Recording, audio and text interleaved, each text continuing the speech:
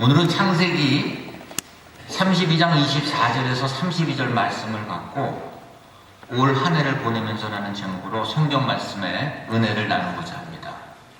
오늘은 2018년을 마감하는 송년주일입니다. 저희가 가정예배로 시작한 것이 엊그제 같은데 벌써 1년이 지나서 오늘 마지막 날을 맞이하였습니다. 주님의 은혜로 여기까지 인도해 주신 주님께 감사드립니다. 영상을 한번 부탁드리겠습니다. 저 영상은 대나무입니다. 우리나라에 전라도 담양에 가면 대나무를 많이 심는 단지가 있습니다. 여러분, 도마도가 과일입니까? 채소입니까? 저는 이걸 얼마 전까지 과일로 알고 있었습니다. 근데 도마도가 채소입니다. 또한 저 대나무는 나무인가요? 풀인가요? 대나무 그래서 많은 분들이 나무로 알고 계시는데 실은 풀입니다. 그래서 나무 같지만 저 대나무는 나이테도 없고 또한 5년 동안 땅속에서 뿌리가 숨어 있습니다. 아무 일도 안 하는 것 같지만 5년 동안 그 뿌리의 기초를 튼튼히 다지고 나중에 죽순이 올라와서 성장하기 위한 준비 작업을 하고 있는 것입니다. 그래서 죽순이 자라기 시작하면 1년에 15에서 20m까지 쭉쭉 올라갑니다. 하루에 2m까지도 자란다고 해요. 이러한 대나무를 저희 선조인 고산 윤선도는 자연을 칭찬한 오유가에서 대나무의 고등과 푸른 절개를 노래했습니다. 나무도 아닌 것이 풀도 아닌 것이 곱기는 네 시키며 속은 어이 비었는가. 저렇고 사시에 푸르니 그를 좋아하노라. 오우가는 물, 나무, 대나무, 소나무, 달의 아름다움을 노래한 시조입니다. 그래서 이 대나무는 풀과 나무의 중간형입니다. 풀이 나무로 거듭난 기적의 식물입니다. 우리 애벌레로 오랫동안 몇 년 동안 땅속에서 살다가 멋진 모습으로 하늘을 나르는 나비같이 대나무는 분명 풀인데 풀에 머물지 않고 하늘 높이 높게 솟아나 멋진 나무로 살고 있습니다. 그래서 우리 고사성어 중에 우후죽순이라는 얘기가 있죠. Bamboo shoots in the rain입니다. 영어로는. 이것이 무슨 얘기냐? 비가 온 뒤에 솟는 죽순처럼 어떤 일이 한꺼번에 막 일어나는 일을 뜻합니다. 대나무는 보기보다 상당히 강합니다. 이 바람이 불면 얼마 전에 커네티컷에 태풍이 불었을 때 많은 나무들이 쓰러졌죠. 그래서 제가 미국에 와서 보면 나무 뿌리가 이렇게 넓지 않고 의외로 쓰러진 나무들을 보면 그 나무 주위에 그렇게 넓지 않은 뿌리를 가지고 있는 것을 알 수 있습니다. 그러면 대나무가 이 바람에 쓰러지지 않고 오래 견디는 이유가 무엇일까요? 대나무는 크기에 따라 조금씩 다르긴 하지만 약 한 70개에서 80개의 마디가 있습니다. 그 나름대로 특징인 마디가 모여 약 한 20m까지 자라는데요. 대나무 마디는 저마다 형태를 가지고 있습니다. 그래서 저 대나무의 하나의 마디를 1년이라 비유하면 우리 인생에서 70에서 100년 정도로 생각할 수 있습니다. 마디마다 서로 비슷해 보이지만 우리의 삶도 매년 비슷할 수 있습니다. 대나무의 마디들을 가만히 살펴보면 마디마다 특징이 있듯이 우리의 삶도 매년 조금씩 특징이 있습니다. 그래서 곰곰이 생각을 해보면 특별한 일, 감사한 일, 우리가 기억하고 싶은 일, 또한 나의 삶에 어떠한 새로운 의미가 있었던 일로 올 한 해가 가득 차 있는 것을 알 수가 있습니다. 중요한 것은 대나무에 마디가 있어 부러지지 않고 하늘 높이 자라는 것처럼 우리도 이번 주를 우리 삶에 의미 있는 매듭을 지어야 합니다. 일정한 간격을 두고 매듭을 잘 지으며 사는 것이 인생을 성공적으로 사는 비결이기 때문입니다. 하루를 충실히 살 때에 1년이 의미가 있고, 또한 올 1년을 충실히 살 때에 우리의 생애가 보람되고 가치 있는 삶으로 살게 되는 것이기 때문입니다. 마치 대나무가 새순을 잘 맺어진 매듭 위에 또 한 매듭이 얹어져서 20m씩 높게 자라기 때문입니다. 대나무는 두 가지 중요한 요소가 있습니다. 하나는 제가 지금 말씀드린 매듭과 가운데에 비어있는 공간입니다.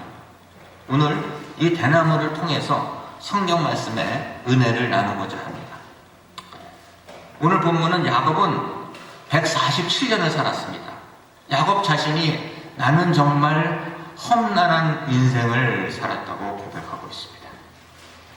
여러분 자신들이 각자 내가 성경의 어느 인물과 좀 비슷할까? 어떤 사람은 아브라함같이, 어느 사람은 모세같이 각자 나름대로 비슷한 그 롤모델이 있습니다.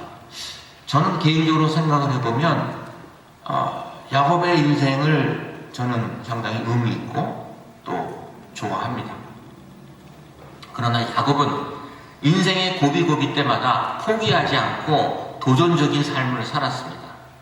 그래서 중요할 때마다 야곱은 매듭을 잘 지었습니다. 첫 번째 매듭은 형 에서의 축복을 빼앗고 목숨을 구하기 위해 삼촌 라반의 집으로 가서 20년간 봉사한 것입니다. 14년, 7년 부인을 얻기 위해 했고요. 6년은 자기 삼촌 라반의 양을 치기 위해서 20년을 했습니다. 두 번째 매듭은 11번째 아들 요셉을 낳은 후에 주변의 시기와 질투로 생명의 위험을 느껴 밤에 야밤도주했습니다. 인사도 못하고 몰래 도망간 것이죠. 세 번째 매듭은 온 식구를 거느리고 자기 11번째 아들 요셉이 총리로 있는 이집트로 이주하는 것입니다. 또한 네 번째 매듭은 아들 요셉 곁에서 비록 먹을 것이 없어서 내가 식량을 구하러 왔지만 히브리인으로서의 정체성을 잃지 않고 12아들한테 다 일일이 축복을 해주고 또한 손자에게도 축복 기도를 해주고 자기의 인생을 마감할 때입니다. 야곱은 인생의 고비고비마다 매듭을 잘 지었습니다. 오늘 읽은 본문의 말씀은 야곱이 두 번째 매듭을 지을 때의 이야기입니다. 즉 라반 집에서 살고 있었던 자신의 삶을 돌아보고 고향에서 새로운 삶을 이루려고 자신의 삶에 중요한 매듭을 짓는 이야기입니다. 우리도 야곱처럼 인생을 살면서 중요한 매듭을 지어야 합니다. 어떻게 보면 우리가 한국에서 떠나서 미국을 온 그 시점도 우리에게는 중요한 매듭의 순간일 수도 있습니다. 야곱은 지난날의 모든 상처와 아픔을 잊어버렸습니다. 인생은 끝없는 선택의 연속인 것입니다. 야곱이 삼촌 라반의 집에서 20년 살았던 것은 결코 인간으로서 짧은 기간은 아니었습니다. 옛말에 처가살이는 어떤 일이 있어도 하지 말라 라는 말이 있죠. 삼촌의 두 딸을 아내로 맞이하기 위해 7년, 6년, 20년을 무보수로 봉사했습니다. 또한 거상이 되어 생명의 위협을 느껴 몰래 도망자의 신세로 나와 야밤에 인사도 못하고 도주합니다. 그럴 때 약복강을 만납니다. 강을 건너기 전에 그 자신은 아마 이렇게 고백했을 것입니다. 왜 이리 내 인생살이가 이렇게 힘이 드냐? 왜 이렇게 꼬이게 사느냐? 내가 70살에 형한테 속이고 에서를 피해 삼촌 라반한테 갔다가 이제 나이 90이 되어서 온 식구, 부인과 2명의 부인, 4명의 부인과 11명의 아들을 데리고 고향으로 다시 귀국하는 신세인 것입니다. 약복강은 강을 건너기 전에 자기 자신에 대한 온갖 과거를 다 잊어버립니다. 여지껏 자기 자신의 생각과 깨와 그리고 남을 속이면서 살아온 야곱이 하나님께 모든 것을 의지합니다. 자기 자신이 가졌던 낮은 자존감을 버립니다. 그리고 우리도 이와 같이 한 해를 매듭지음처럼 야곱처럼 슬프고 또한 머리 아프고 괴로운 기억을 올 한 해 강물에 다 흘려보내시기 바랍니다. 새로운 마음으로 희망찬 2019년 기해년을 맞이하시기 바랍니다. 자기의 꾀를 믿는 야곱이 아니라 하나님과 싸워 이긴 이스라엘이라는 이름으로 새해를 맞이하시기 바랍니다.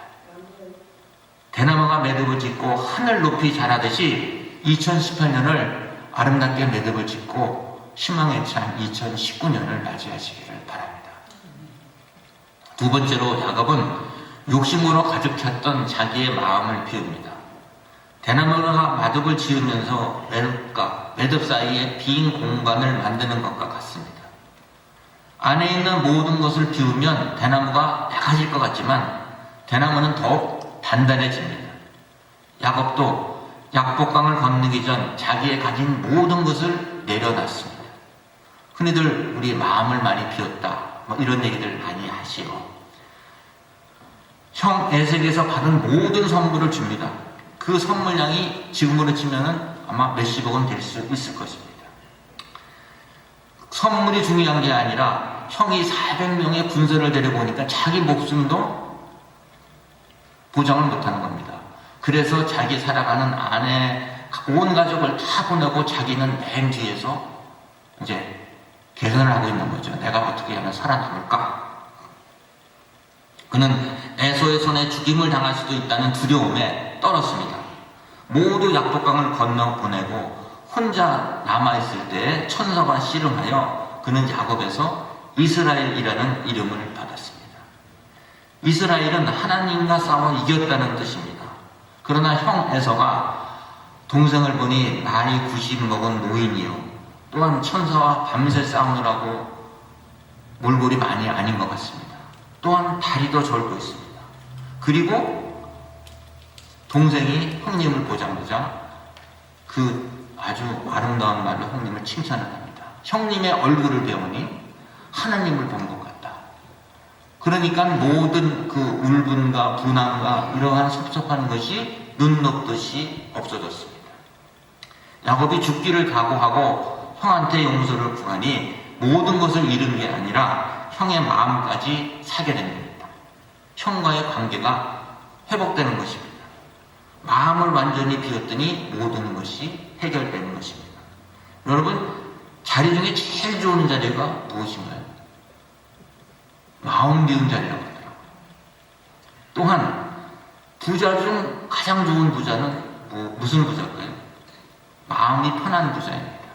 내가 아무리 돈이 많고 내가 부유해도 내가 정상적이지 않은 방법으로 남한테 피해를 입히고 그 무엇인가를 획득을 하면 언젠가는 부메랑 효과로 내가 죄를 받게 되어 있습니다.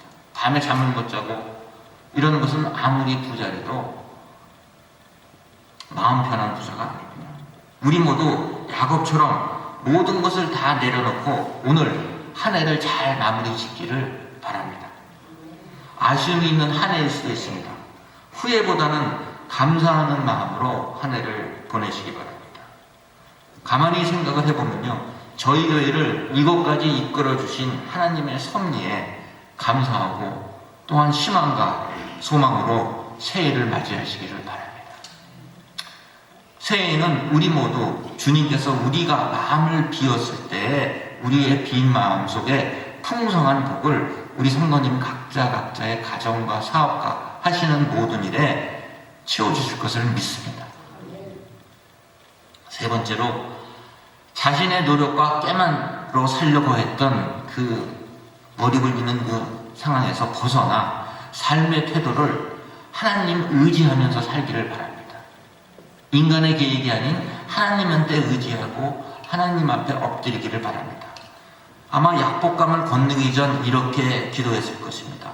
하나님, 내 힘과 의지만 가지고는 안 되는 것을 이제야 깨달았습니다. 그동안 내 힘으로 살아보려고 발버둥 쳤으나 모든 것이 하나님의 도움 없이는 내가 아무것도 할 수 없다는 것을 깨달았습니다. 앞으로는 하나님만 의지하며 살겠습니다. 이러한 야곱의 기도가 오늘 이 자리에 모이신 우리 성도님들의 기도가 되기를 바랍니다.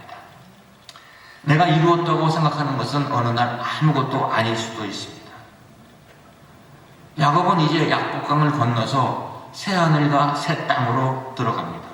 앞으로는 내 능력이 아닌 하나님의 은혜 안에 살기를 각오를 합니다.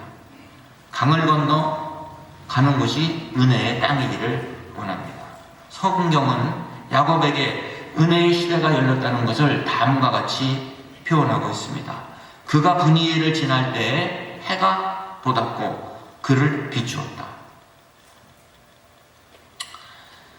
결론을 맺겠습니다. 야곱이 약복강을 건너 새 땅으로 들어갔듯이 우리도 이제 묵은 해를 보내고 새 해를 맞습니다.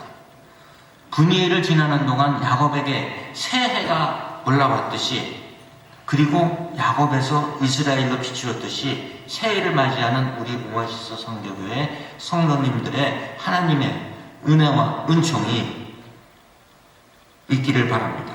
또한 2018년을 보람있게 매듭을 지으시고 희망찬 2019년의 새해를 맞이하시기를 바랍니다. 야곱에게 떠올랐던 그 분이엘의 새해가 오늘 우리에게도 떠오르기를 간절히 기원합니다. 내일은 또 다른 태양이 떠오를 것을 확신을 하며 주님의 이름으로 축원을 드립니다. 기도하겠습니다. 바로 엊그제 같은 한 해가 실로 유수와 같이 흘러 마지막 주일을 맞이했습니다. 지금까지 눈동자같이 살펴주신 은혜에 감사드리옵나이다. 천하의 범사의 기한이 있고 모든 목적을 이룰 때가 있고 날 때가 있고 죽을 때가 있습니다. 심은 것을 뽑을 때가 있다고 하신 말씀을 기억합니다. 지난 한 해 부족하고 부끄러운 삶을 살아온 저희를 용서하옵소서. 새해에는 소망을 갖고 굳은 믿음으로 살게 하옵소서. 하나님과 늘 동행하는 삶을 살게 하옵소서. 주 예수님 이름으로 간절히 기도드립니다.